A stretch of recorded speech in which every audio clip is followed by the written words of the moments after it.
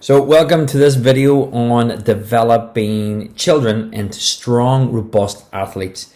And the aim here is to develop children to maybe fall in love with physical activity for the rest of their life so that they stay healthy, happy, and want to keep participating. One way we can do this is by developing a really strong foundation. Now, as you see here, there's a diagram of the house, and the house has a strong foundation, which is holding everything up. Right at the bottom of this foundation is the word play. Play in a child's development is huge. Getting children, if you're a parent or you work in a nursery or you work with young kids, even right up to toddler age, getting them really spend time to let them play, explore, use different toys, colours, sounds. So it really helps in their overall physical, emotional, social development. Then this is going to help with their perceptual motor skill development. Now, a lot of kids are missing out even on this phase before they even go into multi-skills or FMS. What they're doing here, this phase is all developing their internal stuff. So their vestibular system, their ability to rotate, to balance, their tactile awareness, their proprioceptive awareness, their visual, their auditory, everything here that's involved in their perceptual motor skill development. And this can all be done through simple fun games, spending time with your children, letting them explore, and it nearly happens naturally. But we do have to invest that time in that really early phase to build that strong foundation. After we've done all of this and children are now starting to get past the toddler stage and they're moving now, it's really just developing a broad range of FMS, your fundamental movement skills. Walking, throwing, jumping, striking, running, all of these develop the FMS, the fundamental movement skills.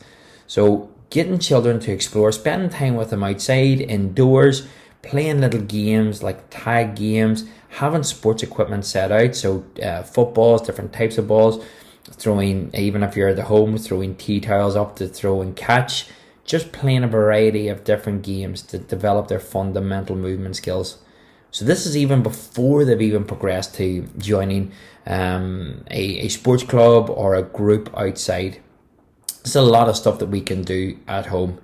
Eventually, when they start to get that a little bit more independent and they're starting to play around with their friends, again, setting that environment up for them and their friends. So if it is climbing trees, maybe setting stuff out in the back garden. If you have football nets, encouraging just leaving footballs outside where they can go and they can do that. So just making sure that you're giving the environment for them to do that.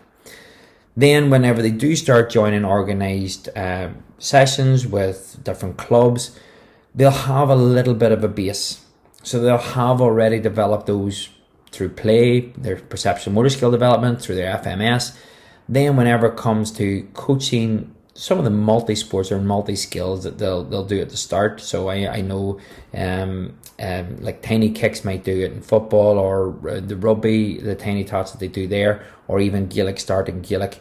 They'll do all these multi-skills. So they'll be jumping over hurdles. They'll be hopping specifically into hoops. They'll be maybe striking an implement, maybe if it's a hurling stick or a hockey stick, that they're able just to do all of these. So these are the multi-skills that we want to develop.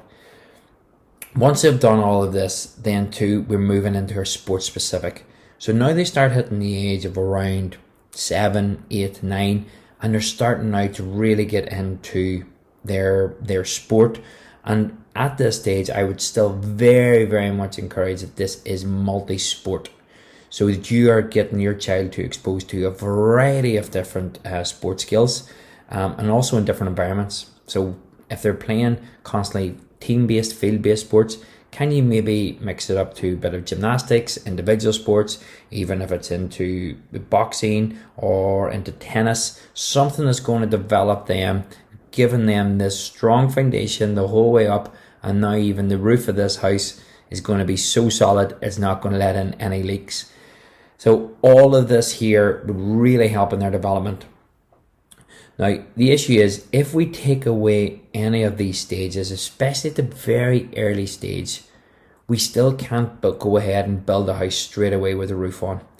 So if children maybe don't get enough exposure to play, if they're maybe not in an environment where they're getting fundamental movement skills, and it could be for a variety of things.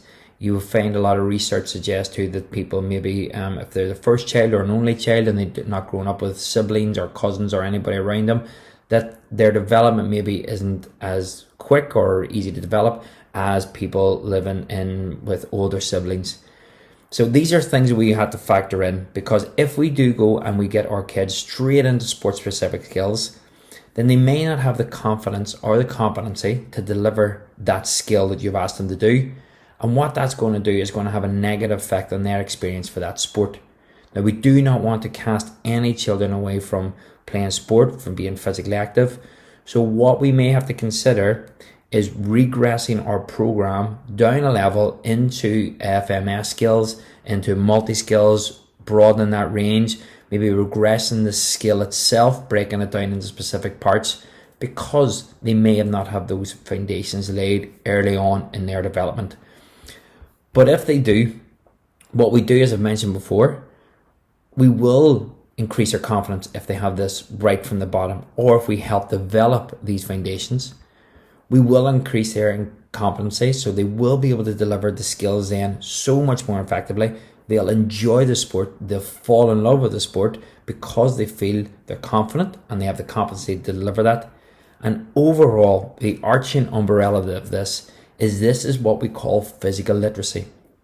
We want children, we want all of us really, to fall in love with physical activity so we can actually perform it for the rest of our life. Now, that does not mean playing sport at a high level for the rest of your life. It's whenever maybe you are playing sport and maybe you leave the competitive environment, or even if you didn't even get to that stage, that's perfect. You've developed these skills that you can go and you can pick up set of golf clubs, you can start cycling, you could swim, you could maybe join a 5-a-side team, you can just maybe start to have the skill set that you can go and still go and enjoy that, later on in your life, and really, really focus in on all of that.